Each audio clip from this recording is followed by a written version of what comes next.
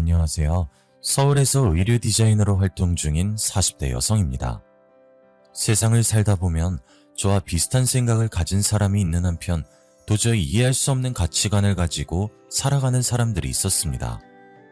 제가 그런 사람을 만날 줄 꿈에도 몰랐는데 늦은 나이에 최악의 사람들을 만나게 되었네요. 제 남편과 시어머니가 그런 사람들이었습니다. 단순히 생각이 다르다는 걸 넘어서 어떻게 그런 생각을 하면서 살 수 있는지 이해할 수 없었죠. 친구들에게 제가 당한 충격적인 일을 말해줬더니 모두 다 남편과 시어머니를 고소하라고 하더군요. 하지만 연애를 하고 결혼을 할 때까지만 해도 남편이 어떤 사람인지 전혀 몰랐습니다. 그가 쓰고 있는 가면에 속아서 결혼을 했거든요. 5년 전의 일이지만 아직까지 그때의 상처가 고스란히 남아있어서 억울한 마음에 이렇게 사연을 보내봅니다. 저는 대학에서 패션 디자인을 전공하고 의류 제조업체에 취업을 하게 되었습니다. 디자이너가 되겠다고 결심하게 된 데에는 친정엄마의 영향이 컸죠. 엄마가 디자이너가 되고 싶어 하셨거든요. 하지만 가정 형편상 대학에 들어갈 수 없었습니다. 엄마가 대학에 들어가기 전까지만 해도 집안 형편이 괜찮았는데 외할아버지의 무모한 선택으로 한순간에 기울어져 버렸습니다. 공무원 생활을 하며 착실하게 돈을 모아온 외할아버지께서 지인의 꼬임에 넘어가 그동안 모아둔 여윳돈을 펀드에 투자하셨다고 합니다. 내가 그 애들한테 들어서 알고 있는데 너 여유자금 좀 가지고 있다며? 내가 잘 아는 펀드 매니저가 이번에 새로운 상품을 기획하고 있대. 투자자 모으고 있는 중인데 너도 같이 할래? 이러면서 자기가 최근에 이룬 수익률을 보여주었다고 합니다. 그 수익률에 눈이 먼 외할아버지께서 그 펀드 매니저를 만나본 거죠. 펀드 매니저는 금융감독원에 직임이 찍힌 서류까지 보여주며 외할아버지를 설득하였습니다. 아무래도 큰돈이라 걱정되시죠? 여기까지 오신 거 보면 뭐가 고민되시는지 잘 알 것 같습니다. 아무래도 원금 손실 부분에서 신경 쓰이시는 거죠? 이 부분은 걱정하지 마세요. 펀드가 깨져도 원금을 전액 보상해주는 보험에 가입해둬서 우려하는 일은 생기지 않으실 겁니다. 당연히 외할아버지께서 감언이설에 속지 않고 펀드 매니저가 보여주는 서류까지 확인하셨습니다. 처음에는 조금만 투자하셨는데 생각보다 높은 수익이 생기니 욕심이 났다고 하셨죠. 게다가 외할아버지의 친구분이 더 투자해보라고 외할아버지를 부추겼습니다. 야, 내 말 맞지? 생각보다 수익 괜찮다니까. 이번엔 나 믿고 몰빵해봐. 공무원 연금으로 노후 준비 안 될 것 같아서 걱정된다며. 이참에 노후자금 더 모아보게. 주저하던 외할아버지께서 몇 달 동안에 생긴 수익을 보고 노후자금을 모을 욕심이 생겼다고 합니다. 그래서 한 5억만 넣어두고 노후자금에 대한 걱정을 털어놓으려고 했죠. 뒤늦게 이 사실을 알게 된 외할머니께서 외할아버지를 말려봐도 소용없었습니다. 뭐? 전재산? 여보, 적당히 해요. 전재산 함부로 투자했다가 무슨 일이라도 생기면 어쩌려고 그래요? 당신이 뭘 한다고 그래? 당신도 통장에 찍힌 수익 받잖아. 큰돈 만지려면 때로는 과감해져야 돼. 위험이 큰 만큼 그만큼 보상이 따라온다고. 결국 외할아버지께서 여유자금에 대출까지 얹어서 펀드에 몽땅 투자하셨습니다. 그런데 외할아버지께서 전 재산을 몰빵하기를 기다렸다는 듯이 2달 후에 그 펀드가 깨지고 말았죠. 펀드를 모집한 매니저가 종적을 감춰버렸고 그제서야 계획적인 펀드 사기에 당했다는 사실을 알게 되었습니다. 원금 보장에 대한 보험 같은 건 있지도 않았고 금융감독원의 승인을 받았다는 매니저의 말은 모두 거짓이었습니다. 결국 외할아버지께서 5억을 날리고 빚더미에 나앉게 되었어요. 그때 엄마가 고등학생이었는데 대학에 가서 의상 디자인 공부를 하는 건 고사하고 당장 일을 해서 생활비와 빚을 갚아야 했습니다. 엄마는 그때부터 의류 매장에서 알바를 시작했죠. 고등학교 졸업 후에도 그 매장에서 계속 알바를 하게 되었고 5년 후에 매니저가 되었습니다. 그리고 의류 브랜드의 본사 직원이었던 아버지를 만나서 결혼을 하게 되었는데요. 결혼하고 저를 낳았는데도 엄마는 쉬지 않고 계속해서 일을 했습니다. 3년 후에 총괄 매니저가 되자 좋은 기회가 찾아왔죠. 본사의 대리점 관리 담당자가 엄마에게 대리점을 맡아서 해보라고 권했습니다. 엄마가 맡은 대리점은 사무실 밀집 지역이라 젊은 여성들이 많이 다니는 곳이었다고 해요. 그곳에 매장을 열어서 지금까지 운영을 하고 계십니다. 엄마가 매장에 묶여 있다 보니 저는 어릴 때부터 여러 가지 옷들에 파묻혀 지내게 되었어요. 계절이 바뀔 때마다 새로운 옷들이 진열되는 걸 보는 게 좋았고 어려서부터 옷에 흥미를 가지게 되었습니다. 중학생 때부터 옷을 리폼하는 취미 생활을 하면서 디자이너의 꿈을 키웠던 것 같아요. 제 꿈을 엄마에게 말했더니 적극적으로 지지해주기도 하였습니다. 엄마, 이번에 수시 넣을 때 의상 디자인과로 넣어볼까 하는데 엄마 생각은 어때? 너한테는 의상 디자인과가 딱이지. 너 예전부터 애들 옷 리폼해주고 선물해주기도 했잖아. 너라면 잘할 수 있을 거야. 네가 하고 싶은 거라면 언제든지 지원해줄 수 있다는 응원 속에서 저는 모 대학에 들어가 의상 디자인을 전공할 수 있었습니다. 졸업한 뒤에는 땡땡 브랜드 의류 제조업체에 취업까지 할 수 있게 되었죠.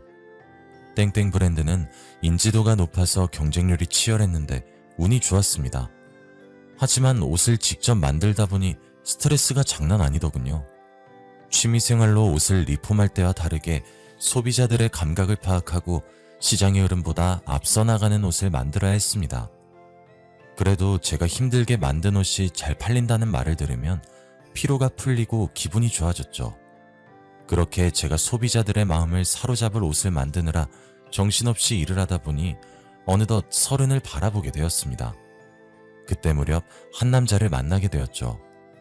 제가 디자인 옷을 사진 촬영해주고 광고용 매체에 실어주는 업체에서 만난 친구였어요. 성주 씨는 사진작가로 활동하며 대학에서 사진 관련 강의도 하고 있었습니다. 저는 잘 몰랐지만 각종 사진 공모전에서 여러 번 당선한 경력도 있고 그 바닥에서는 이름이 알려진 사람이었더군요. 사진 작가답게 섬세한 감각도 있고 감수성이 풍부한 성격을 가지고 있어서 저랑 잘 맞았습니다. 저랑 이야기가 잘 통해서 끌리는 것도 있었죠. 그러다 난감한 일이 일어난 적이 있었습니다. 제품의 사진을 촬영하러 스튜디오로 갔는데 모델이 말도 없이 잠적했다고 하더라고요. 효진씨, 어쩌죠? 섭외해놓은 모델이 갑자기 펑크를 냈어요. 지금 다른 모델을 섭외하고 있는데 이미지에 맞는 모델을 찾는 게 쉽지가 않네요. 할 수 없죠. 모델 섭외되면 연락 주세요. 그날 촬영은 취소됐다고 생각하고 돌아섰는데 성주씨가 저를 불러 세우더군요. 잠깐만요. 여기 한번 서보세요. 성주씨가 저를 촬영 세트 앞에 세우더니 카메라로 이리저리 살펴보고 몇 가지 포즈를 취해보라고 하였습니다. 저는 당연히 당황스러워하면서 성주씨가 하라는 대로 포즈를 취해보긴 했었죠. 사진을 몇 장 찍어보고 감상하고 있길래 제가 성주씨 곁으로 가서 사진을 보며 물었습니다. 성주씨, 갑자기 제 사진은 왜 찍으세요? 아주 좋은데. 효진씨가 직접 모델해보는 건 어때요? 네? 아니요, 전 모델해본 적도 없고 그럴 생각도 없어요. 지금 출시된 옷이랑 효진씨랑 잘 어울려요. 시험삼아 한번 해보죠. 어차피 적당한 모델도 없잖아요. 성주씨가 계속 급하지 않냐고 모델 찾을 시간 어디 있냐고 하길래 촬영을 하게 되었습니다. 처음에는 어색했지만 몇 번 하다 보니 어느 정도 익숙해지더라고요. 그동안 본 게 좀 있어서 모델이 했던 포즈들을 따라했던 것 같습니다. 다행히 성주씨 반응도 괜찮더군요.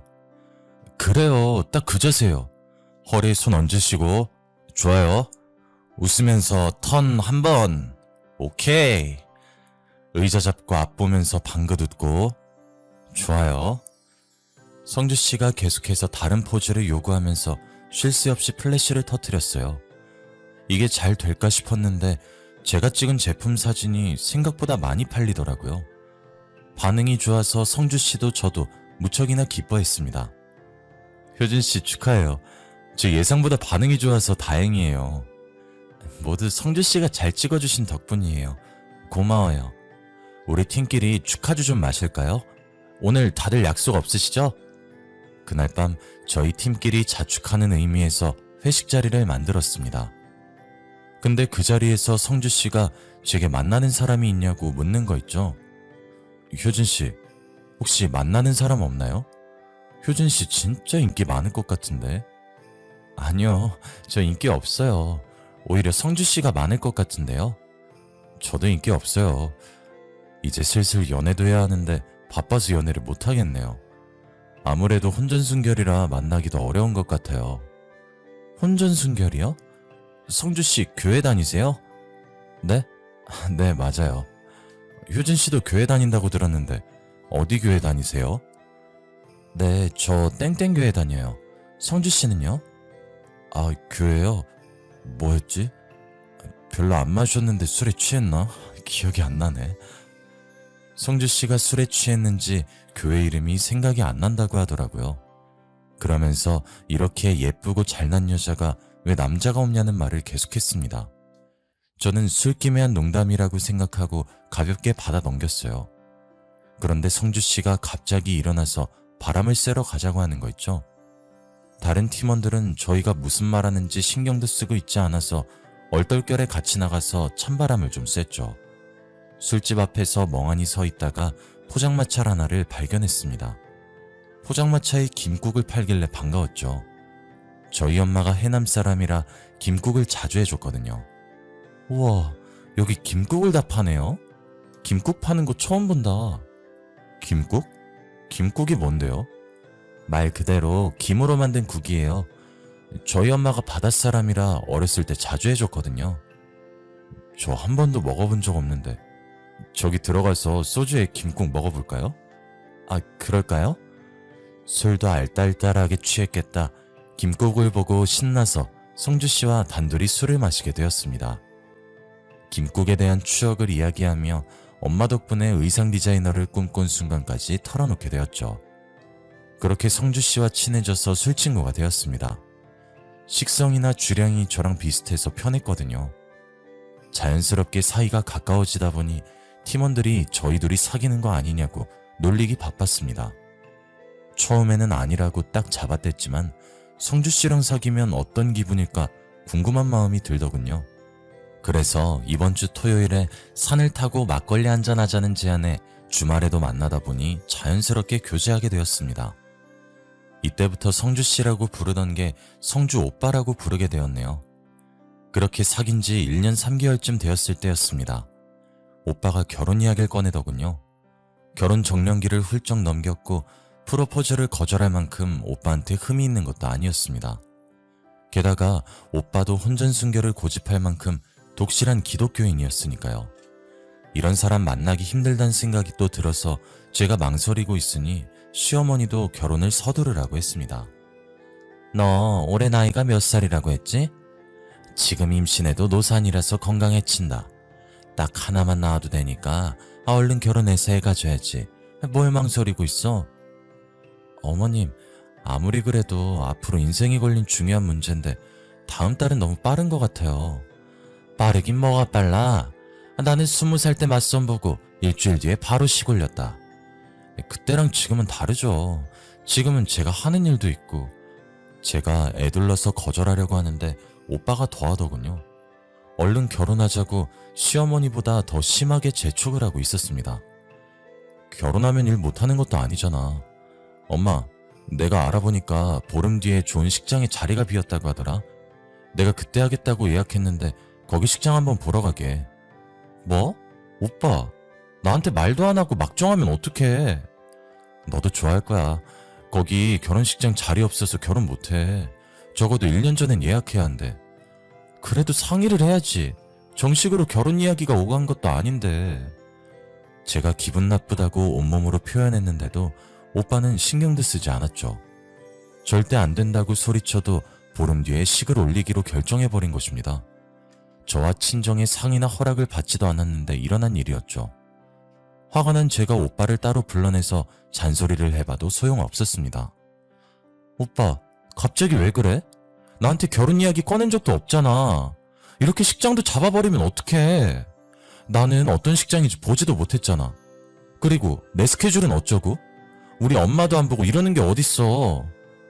말 못해서 미안해. 우리 엄마가 아파서 그래. 암이래. 효진이, 너도 내가 외동인 거 알고 있잖아. 내가 급한 마음에 정해버려서 미안해. 장모님께 잘 말씀드릴 거니까 걱정하지 마. 뭐라고? 암?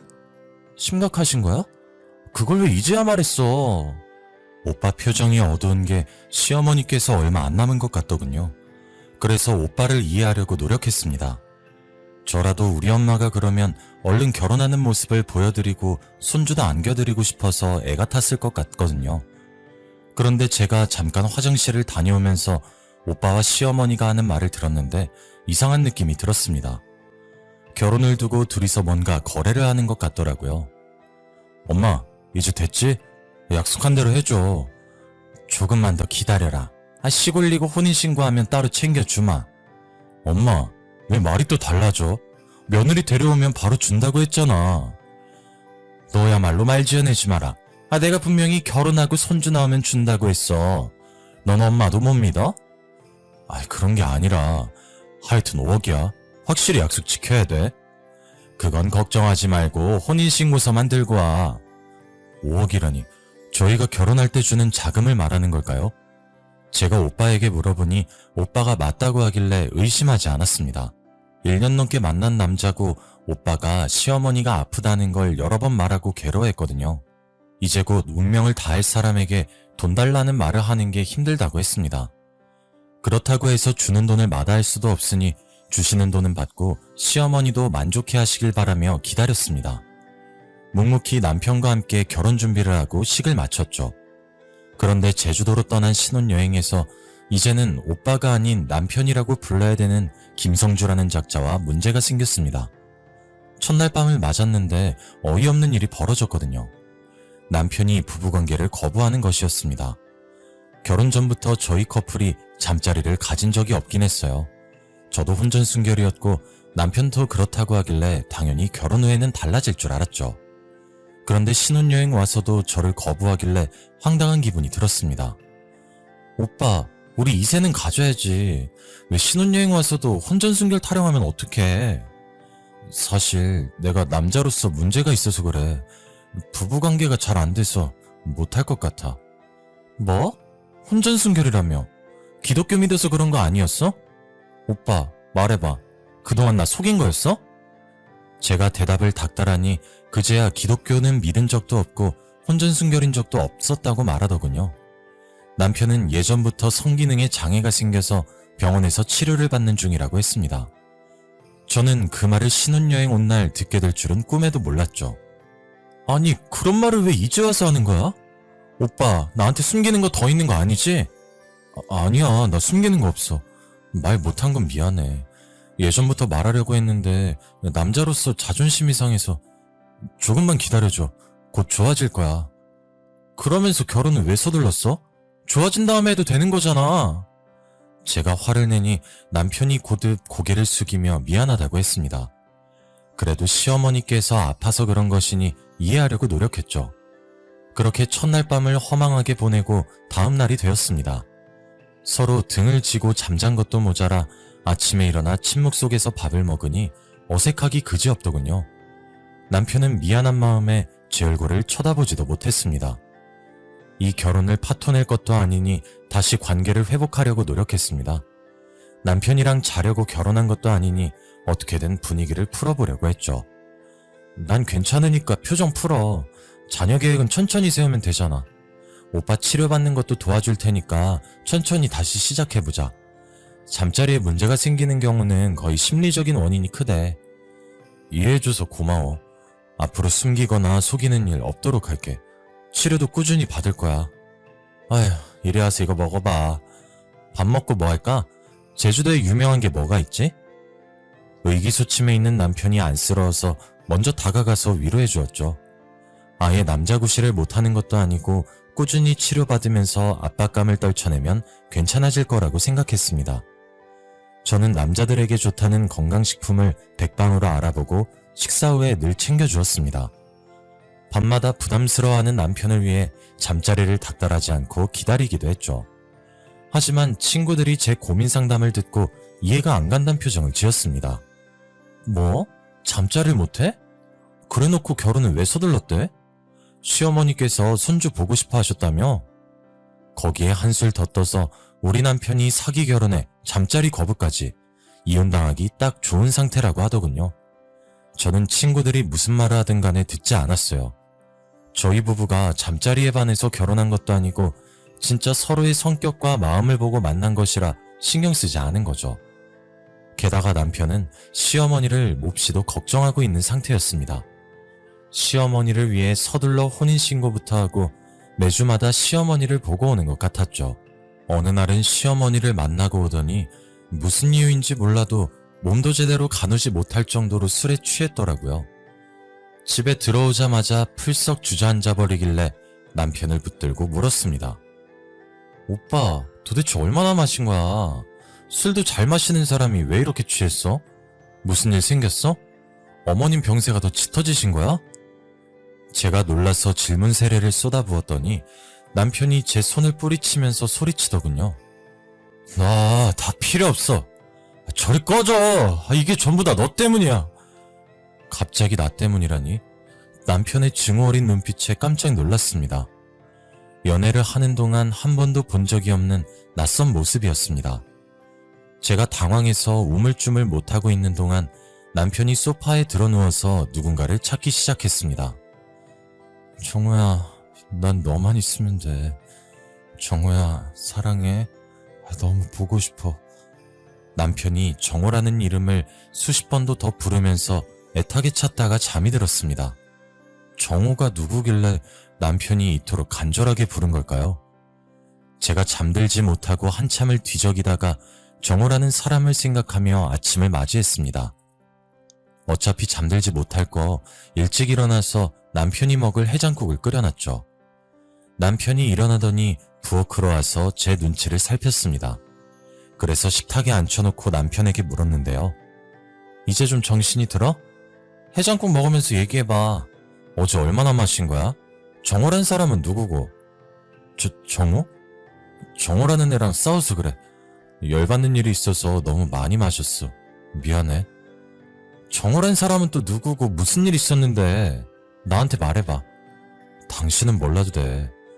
왜? 말해보라니까? 당신이 생각하는 그런 거 아니야. 나중에 말해줄 거니까 신경 쓰지 마. 남편이 신경질을 내길래 이야기를 그만두었죠. 저는 정호라는 사람을 알아내야겠다는 생각이 들어 남편의 물건을 뒤져보았습니다. 핸드폰을 가장 먼저 뒤지고 싶었지만 비밀번호 때문에 문자나 전화 내역을 볼 수 없었습니다. 그래서 남편의 옷과 가방을 뒤지다가 지갑 속에서 사진 한 장을 발견하게 되었죠. 남편과 남자가 다정한 포즈를 취하고 있는 사진이었습니다. 둘이 그냥 다정한 정도가 아니라 연인처럼 껴안고 볼을 맞대고 있었는데요. 그 남자는 저도 알고 있는 사람이었습니다. 최정호라는 이름의 피팅 모델이었거든요. 제가 디자인한 옷의 모델로 자주 일해서 저와도 안면이 있었습니다.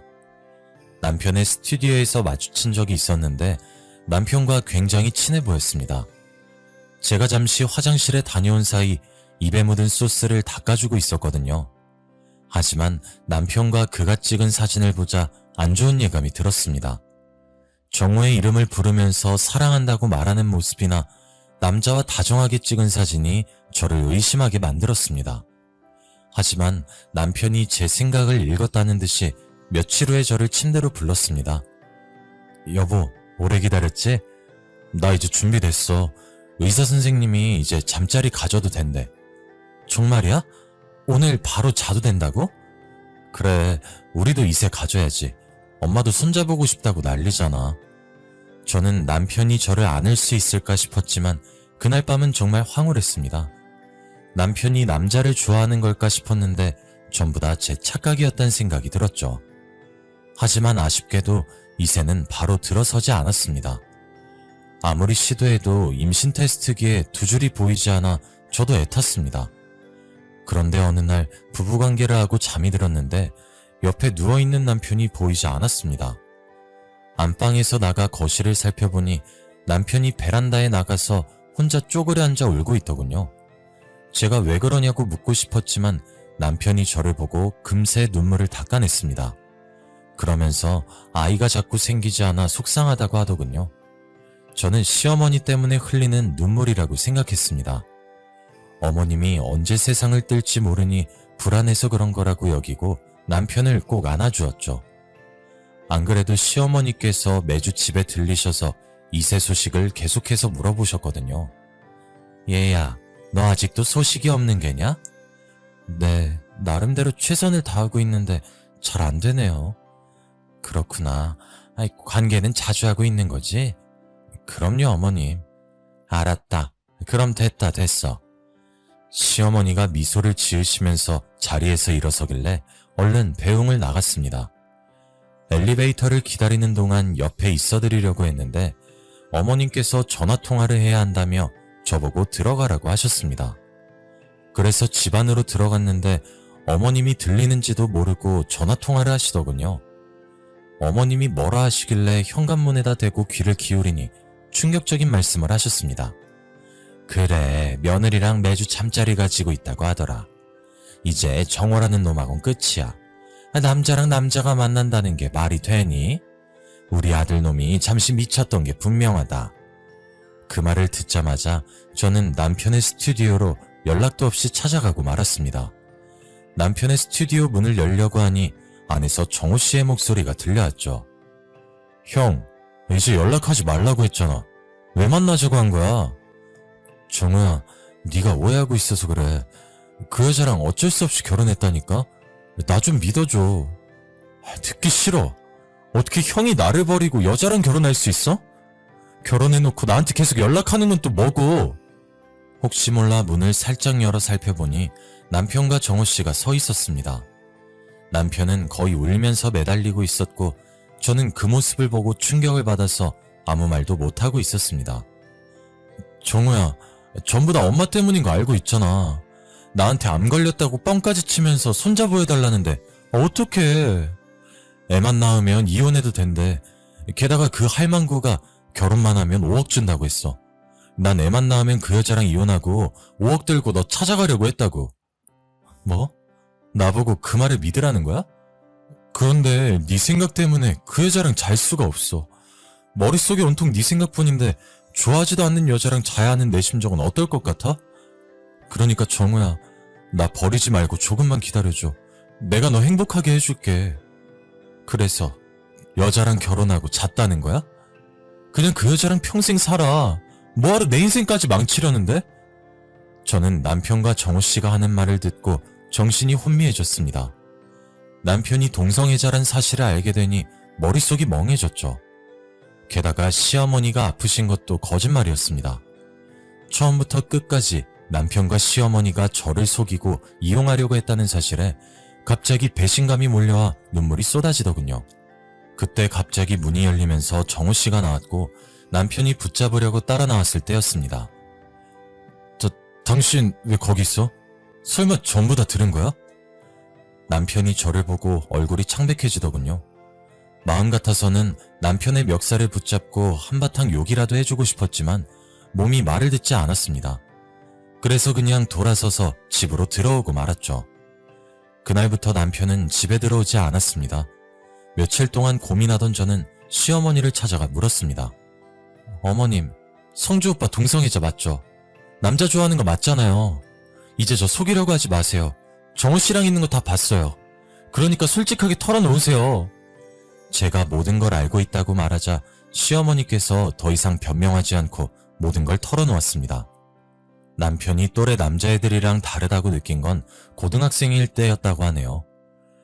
초등학생 때부터 워낙 수줍음이 많고 여자 같은 성격이라서 따돌림을 당할까봐 걱정했지만 고등학교에 들어간 후에 뜻밖의 일이 벌어졌다고 합니다. 어머님 집으로 전화 한 통이 왔습니다. 전화를 받아보니 낯선 목소리가 들려왔다고 하는데요. 여보세요? 거기 성주 어머님 되시죠? 네, 맞아요. 그런데 누구시죠? 전 성주 친구 순길이 엄마예요. 아, 네, 순길이 어머님이 어쩐 일이세요? 전화로는 곤란하고 만나서 꼭 드릴 말씀이 있습니다. 일단 시어머니께서 순길이라는 친구의 엄마를 집으로 초대했다고 합니다. 그리고 그날 친구 엄마에게 충격적인 사실을 들었다고 하죠. 성주가 글쎄 제 아들에게 키스하면서 고백했다고 하네요. 순길이 말로는 여러 번 그랬다고 해요. 하지 말라고 거부해도 그러는 바람에 애가 정신적인 충격을 많이 받았어요. 네? 지금 무슨 말씀하시는 거예요? 우리 성주가 그럴 리 없어요. 시어머니께서 그 말을 듣고 큰 충격을 받았다고 해요. 친구 엄마는 한 번 더 그런 일이 일어나면 전학을 가게 만들 거라고 경고했다고 하는데요. 시어머니는 그날 바로 남편을 붙잡고 따졌다고 하죠. 남편이 순길이란 아이를 사랑했다고 고백하자 어머님께서 남편을 정신병원에 보냈다고 합니다. 그 결과 남편이 동성애자란 사실을 알게 되었고 시어머니께서 어떻게든 남편에게 여자를 소개해주려고 노력했다고 하네요. 하지만 남편은 끝까지 변하지 않았다고 합니다. 성인이 되어도 남편을 강제로 바꾸려고 해서 남편이 무릎 꿇고 애원했다고 해요. 엄마, 나한테 도대체 왜 이러는 건데? 이제 제발 날 이해해줘, 어? 뭐? 남자 좋아하는 걸 이해해달라고? 그게 될 거라고 생각하니? 네 애미가 혀 깨물고 죽어야 정신 차릴래? 사내 구실 못하는 아들 두고 사느니 차라리 죽는 게 나아.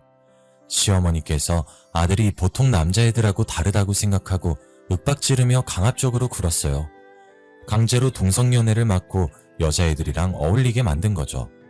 그 결과 남편은 오히려 동성애인이 생기면 숨기고 시어머니를 피해 다녔다고 해요. 그러다 사진작가 일을 하면서 알게 된 정우 씨와 사귀게 되었는데 몰래 남편 뒤를 밟던 시어머니께서 그 사실을 알게 되었다고 합니다. 시어머니께서 남편이 정우 씨와 헤어지고 남들처럼 가정을 꾸리고 살길 원했다고 해요. 하지만 남편이 끝까지 정우 씨와 헤어지지 않자 시어머니께서 여자와 결혼하지 않으면 모자의 연을 끊고 의절하겠다고 협박까지 했다고 합니다. 그조차도 듣지 않아서 최후의 수단인 돈으로 회유했던 거죠. 진짜 여자랑 결혼해서 손자 하나만 낳아주면 5억을 주마. 그 뒤로 이혼하든 몰래 정우랑 만나든 신경 안 쓸 테니 제발 이번 한 번만 엄마 부탁 좀 들어주라. 어? 그 말에 넘어간 남편은 적당한 여자를 물색하다가 혼전순결을 고집했던 저와 결혼했던 것입니다. 남편은 제가 부부관계를 재촉할 것 같지 않아서 서둘러 결혼을 했던 겁니다. 저를 이용해 5억을 받고 정우 씨와 행복하게 살 날을 꿈꿨던 거죠. 저는 그것도 모르고 남편을 배려하며 잠자리를 가져왔습니다. 하지만 손자를 가져야 했던 남편은 울며 겨자 먹기 식으로 저와 원치 않는 관계를 가졌던 거예요. 저는 시어머니께 그 말을 전해 듣고 참아왔던 분노를 토해냈죠. 어떻게 저한테 이럴 수 있으세요? 오빠를 그렇게 만든 어머니가 더 나빠요. 왜 아들을 이해해주지 못하세요? 이렇게 결혼시키면 오빠가 이제 여자가 좋아졌다고 할 것 같았어요? 행복하다고 어머니께 감사하다고 할 것 같았냐고요. 그리고 오빠랑 어머님 사이에 낀 제 인생은 누구한테 보상받아야 해요? 네? 말씀 좀 해보세요. 두 모자의 농간에 놀아난 게 분하고 억울해서 악을 쓰면서 소리를 질렀습니다. 시어머니가 미안하다고 사과할 줄 알았는데 오히려 제게 맞받아치더군요. 이게 왜 내 잘못이야? 남편 하나 휘어잡지 못한 네 잘못이지. 무슨 수를 쓰든지 애만 가졌어봐. 그럼 성주도 정신 차렸을 거 아니야? 내 말이 틀려? 네, 틀려요. 어머님은 며느리를 속여놓고 죄책감도 안 느껴지시나요? 저는 끝까지 어머님을 믿었는데 어떻게 저한테 이럴 수 있으시냐고요. 시어머니께서 끝까지 자신의 잘못을 인정하지 않으셨어요. 자기 방법이 맞다고 내가 잘못한 거라고 제 탓을 하시더군요. 저는 어쩔 수 없이 남편에게 이혼소송과 정신적인 피해보상까지 청구하였습니다. 제가 소송했다고 말하자 시어머니께서 그제서야 제게 잘못했다고 매달렸지만 저는 봐줄 생각이 없습니다. 아직도 시어머니께서 제게 한 말을 기억하고 있으니까요. 그 충격이 가시지 않아서 다른 사람을 만나는 것도 힘들어졌습니다.